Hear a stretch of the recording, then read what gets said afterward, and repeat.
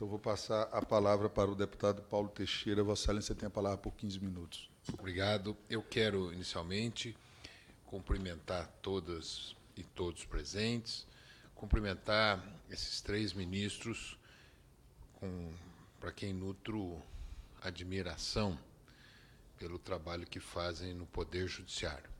Ministro Marcelo Navarro Dantas, ministro Rogério Schetti Machado e o desembargador Ney de Barros Belo Filho. O chamei de ministro porque foi cotado recentemente para o Supremo Tribunal Federal. Quero cumprimentar, ouvi com muita atenção a última oradora e admirando a sua fala fluida e de bom conteúdo, que é a Ana Luísa Cavalcante, do Movimento Aroeira. Eu sou autor de um projeto nesta casa que propõe a regulação da cannabis. Eu sou autor desse projeto e quero falar um pouco da minha inserção. Eu venho de uma militância de igreja católica, comunidade de base. Sou casado, tenho 6 filhos que já são jovens, passaram todos pela adolescência. Isso porque, num debate, certa feita, uma mulher falou, mas veja, como é que vamos fazer com os nossos filhos? Eu falei, eu os tenho, em grande quantidade, são 6. E quero discutir isso de maneira aberta, tendo em vista que nós estamos discutindo o tema da juventude brasileira. E eu, em primeiro lugar, queria dizer que o Brasil tem 2 exemplos. O exemplo da boa... 3 exemplos. O exemplo da boa regulação de substâncias que alteram a consciência, o exemplo da má regulação e o exemplo da não regulação. Qual é o exemplo da boa regulação de substâncias que alteram a consciência? A regulação do cigarro. É uma boa regulação. Hoje a sociedade já ganhou uma consciência de onde pode usar o cigarro, de onde não pode usar o cigarro. Ganhou uma consciência que o cigarro não pode ser anunciado na TV. Ganhou a consciência de que o cigarro faz mal e, portanto, diminuiu o uso do fumo na sociedade brasileira. Eu atribuo isso a uma boa regulação do Estado. A regulação dos remédios de tarja preta. É muito boa essa regulação. A regulação dos químicos para refino. É muito boa essa regulação. Portanto, o Brasil tem experiências de boa regulação. Em segundo lugar, tem experiências de más regulações. O que eu atribuo a uma má regulação? Do álcool. O álcool é a pior regulação. Ele é transmitido, o anúncio do álcool é transmitido na televisão, associado aos heróis nacionais, ao esporte nacional, à cultura nacional. E o álcool, é o pior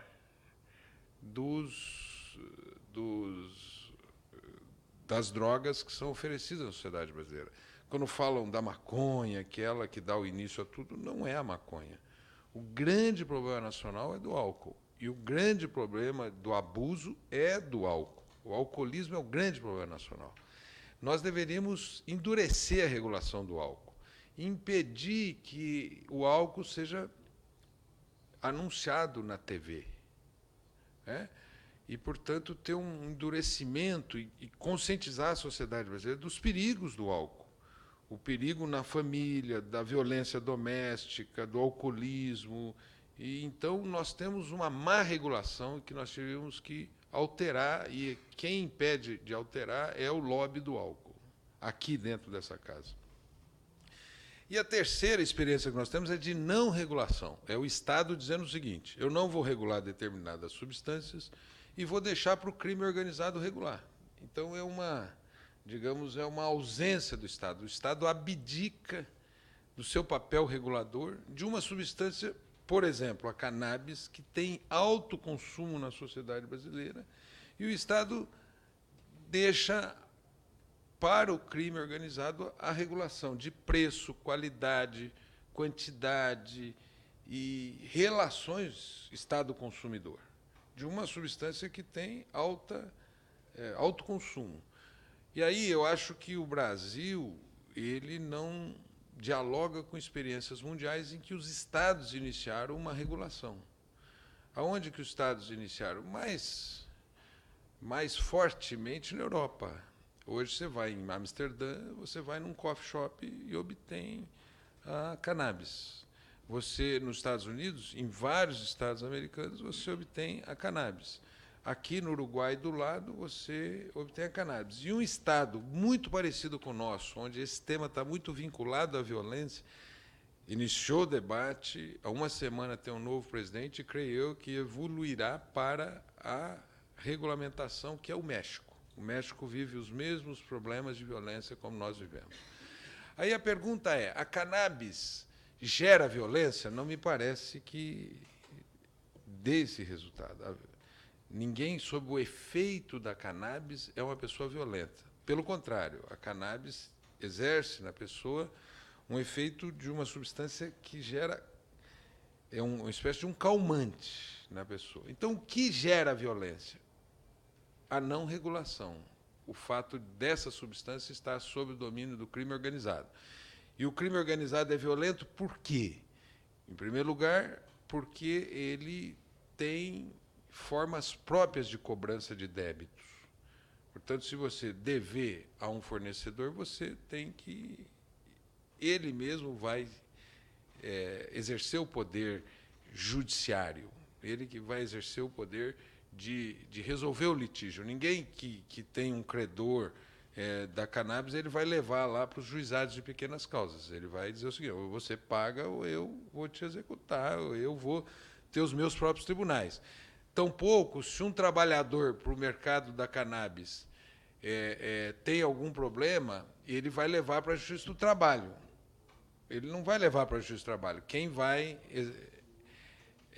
o enforcement vai se dar pelo próprio traficante, que vai exercer o poder. Portanto, o Estado brasileiro está dizendo para a sociedade que abdica do seu poder regulatório sobre uma substância que tem vários tipos de uso. E aí eu vou começar pelo primeiro e mais importante uso dela.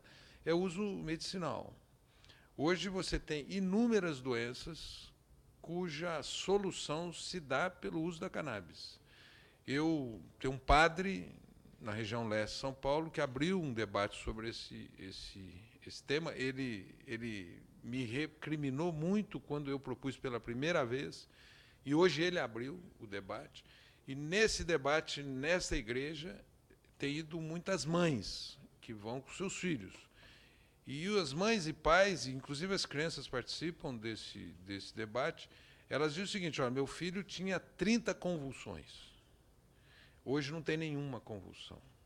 Meu filho não conseguia mastigar. Hoje consegue mastigar. E eu estou vendo que muitas pessoas começaram a utilizar cannabis em doenças como a pessoa que tem câncer, está tomando quimioterapia e o efeito colateral da quimioterapia é muito pesado, usam a cannabis. A pessoa que tem AIDS e que usa o antirretroviral, usa a cannabis. A pessoa que tem glaucomas, Alzheimer, Parkinson. Recentemente eu tive com um grande empresário de São Paulo e ele falou, olha, eu comecei a usar a cannabis no tratamento do mal de Parkinson. Então, o que a Anvisa está fazendo é muito pouco perto da possibilidade da utilização da cannabis para uso medicinal. Já vem com preconceito, e eles estão demorando na regulação, e é uma regulação muito diminuta, muito limitada. Nós temos que ampliar a regulação do uso medicinal da cannabis. Bom, dito isso, eu quero falar sobre a necessidade de uma regulação diante de tão grandes e importantes autoridades brasileiras. Qual a importância? Nós temos a segunda população carcerária maior do mundo. E quem é preso com envolvimento com a cannabis é pessoa de baixa periculosidade com pena altíssima.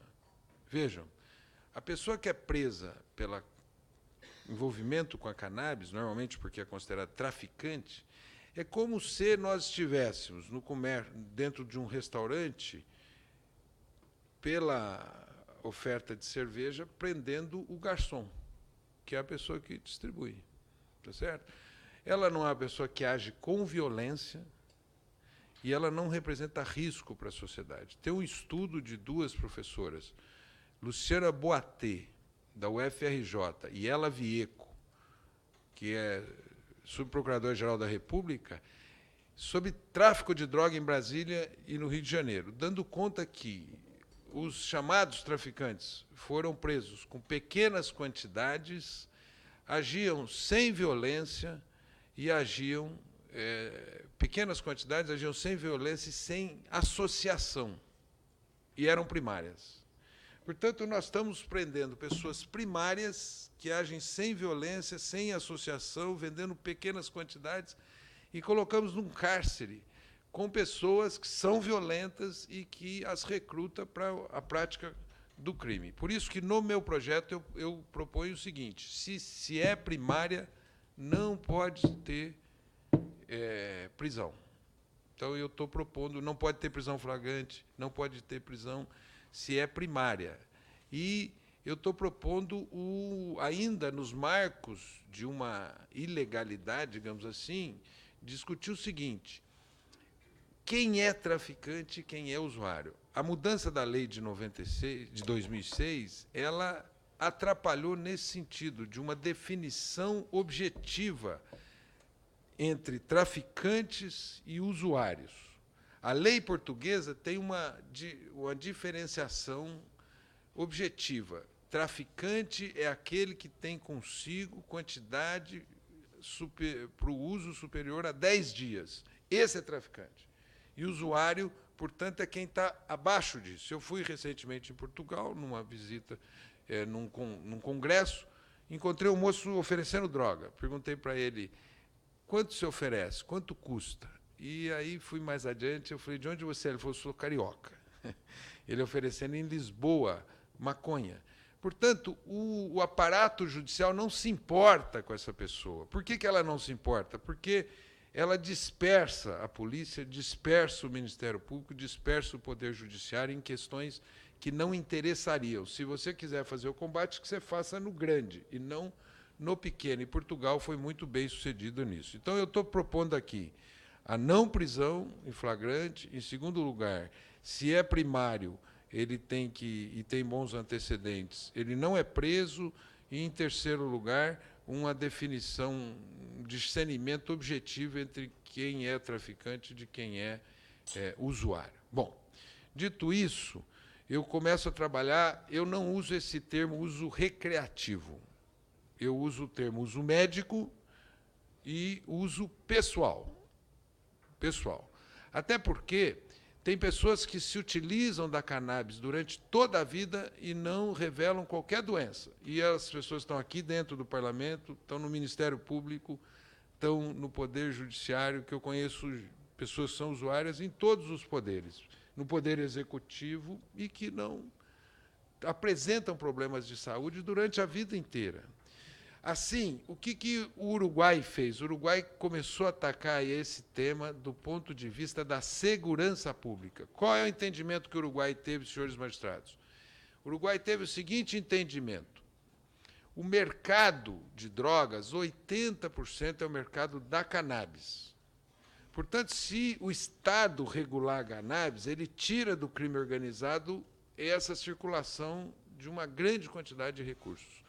Portanto, o que foi feito no Uruguai foi atacar esse problema sob a ótica da segurança pública. Vamos esvaziar economicamente o poder do tráfico no território uruguaio, retirando essa substância do manejo da ilegalidade. Bom, esse tema ele foi um dos temas. Vamos esvaziar economicamente. Segundo lugar, há uma associação de droga com arma. Portanto, se você tirar o poder econômico da droga, você tira também a circulação de armas. Em terceiro lugar, o que o Estado uruguaio pensou? Há o que eles chamam do efeito gôndola. O que é o efeito gôndola, ministro Marcelo? O efeito gôndola é quando o senhor vai num supermercado. O senhor vai no supermercado com o objetivo de comprar uma pasta de dente, Ou o senhor vai no supermercado com o objetivo de comprar um aparelho de barbear. Mas durante o seu período de estada no supermercado, o senhor passa a comprar 5, 10 produtos. É o que o mercado de drogas faz. O senhor vai para comprar maconha e ele te oferta outras drogas mais pesadas. Portanto, tirar a maconha do mercado ilegal, você também está tirando o efeito gôndola, que é aquele que agrava os problemas de saúde, ministro Rogério Schietti. Assim, o que o Uruguai fez? E aí há dois modelos. O primeiro modelo é o modelo uruguaio, e eu chamaria também de um modelo parecido com o espanhol, que é o modelo de clubes. Se você estabelece clubes, cooperativas, que as pessoas se associam àquela cooperativa e elas podem obter essa substância naquela cooperativa com quantidades já especificadas pela lei ou pela regulamentação. Na Espanha tem 120 cooperativas. Portanto, você estabelece um mercado não lucrativo, digamos um mercado como a jovem Ana Luísa, a brilhante Ana Luísa, disse aqui. Você atribui às associações. No Brasil, na minha opinião, podia ser um modelo para quem vende hoje. Outro dia eu fui para uma favela fazer campanha, tinha um sujeito com a mão na cintura, com cara de bravo, e eu falei, deve ser um traficante. E ele fumava maconha. Eu cheguei perto dele, falei, meu nome é deputado Paulo Teixeira, eu defendo a legalização da cannabis e defendo você como comerciante. Ele deu uma risada e eu continuei a minha campanha ali. Em outras palavras, pode ser uma migração do atual trabalhador do mercado ilegal para o mercado legal. O que a Colômbia fez. A Colômbia fez uma porta de transição desse jovem que está envolvido nesse mercado ilegal para o mercado legal. Então, se você fizer um trabalho de natureza cooperativa, associativa, você pode ter essa substância e essa pessoa que hoje trabalha no tráfico ilegal possa ser trabalhador desse lugar aí. Bom, o outro modelo foi o modelo que eu não defendo. Eu vou dizer porque eu não defendo, que é o modelo comercial, da legalização. Eu chamo de uma regulação não lucrativa. Porque o modelo comercial, a sociedade brasileira vai se perguntar o seguinte, será que eu consigo lidar com uma terceira indústria forte, ministro Schietti? Será que eu, depois de lidar com o cigarro, que é muito pesado, lidar com a indústria do álcool, que tem muito poder, será que eu vou conseguir lidar com a indústria capitalista forte da maconha? Então, eu acho que não. Eu acho que está difícil segurar o leão do álcool.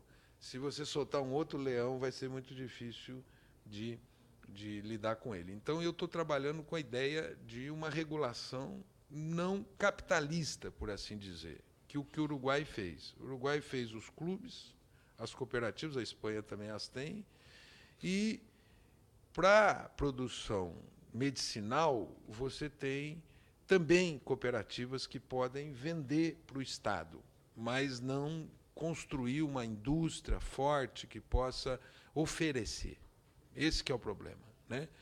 Bom, eu termino aqui saudando, inclusive, uma grande especialista que deve falar daqui para frente, professora nesta área e conhecedora desta matéria, que está chegando. Eu queria dizer sobre outro, e aí vou concluindo, outro tema que é o seguinte. As pessoas falam o seguinte, se você regulamentar a cannabis, vai ter gente usando na rua, vai ter gente... Esse não é um cenário para regulamentação, é um cenário atual. Se o senhor sair daqui desse congresso, andar 500 metros e chegar ali no centro de Brasília, esse é o cenário atual. Pessoas que estão sem tratamento, pessoas que estão na rua, abandonadas. A aquisição dessa substância é fácil. Eu costumo dizer o seguinte, é mais fácil você comprar maconha do que antibiótico. Olha aqui, ela já me ouviu falar nisso. É mais fácil você comprar crack do que antibiótico ou remédio de tarja preta. Então, eu vejo que o cenário da regulação é um cenário onde o Estado coloca ordem nessa temática, e eu acho que a regulação hoje deveria ser voltada para a cannabis. É muito difícil o consenso em outras drogas. A cannabis seria a droga onde você pudesse ter uma regulação e com muito, eu diria assim, com muita propaganda no sentido dos danos. Dizer o seguinte, olha, os eventuais danos à saúde são esses. Terem uma idade para obtenção, idade mínima, que eu acho que deveria ser de 18 anos, não é? Lugares para se utilizar, lugares específicos para se utilizar. Eu termino dizendo para os senhores que eu acho que esse é um tema que interessa a justiça brasileira, porque ele é um tema que, na minha opinião, dilui a ação da justiça. O soldado é obrigado a prender alguém que está com a cannabis. O promotor é obrigado a denunciar. O juiz é obrigado a julgar. E você enche as prisões com pessoas que absolutamente não deviam estar lá. Eu acho que o Estado brasileiro devia se debruçar sobre o crime organizado, desarmar o crime organizado, asfixiar o aspecto econômico do crime organizado e não diluir a ação do Estado numa coisa de menor importância que o mundo está mostrando que pode trazer para a legalidade. Então, eu deixo essas contribuições, agradecendo, pedindo perdão pela duração extensa da minha fala, mas como é um tema que eu já estudo há muitos anos, pude participar de debates no mundo inteiro, no Brasil inteiro, e enfrentar, por exemplo, eu estou sendo procurado por grupos evangélicos que me pedem pela legalização do uso médico. E estou sendo procurado também por grupos evangélicos que defendem essas mesmas ideias em relação à cannabis, né? Portanto, eu queria deixar essa contribuição, esperando que, certamente, esse tema, na minha opinião, tem 3 núcleos de tratamento deles. 2 eu acho urgentes. Eu acho os 3 urgentes, mas eu acho que, pela ordem, nós temos que regulamentar o uso medicinal urgentemente, pelo número de pessoas que requerem, para o seu tratamento, essa substância. Eu recebi aqui de Brasília, esses dias, uma associação de pessoas que trabalham com pacientes. O segundo tema que eu acho que a gente precisa, com urgência, usar, modificar o aspecto criminal relacionado a isso, porque se tem algo que, nesse tema, pode acabar com a vida da pessoa, não é o uso e não é o pequeno comércio, mas é a cadeia. A cadeia acaba com o horizonte das pessoas, e nós somos um país que está gerando uma tragédia na vida dessas pessoas. E, por último, né, nessa ordem, eu acho que a gente tem que fazer a regulação da cannabis para o uso pessoal.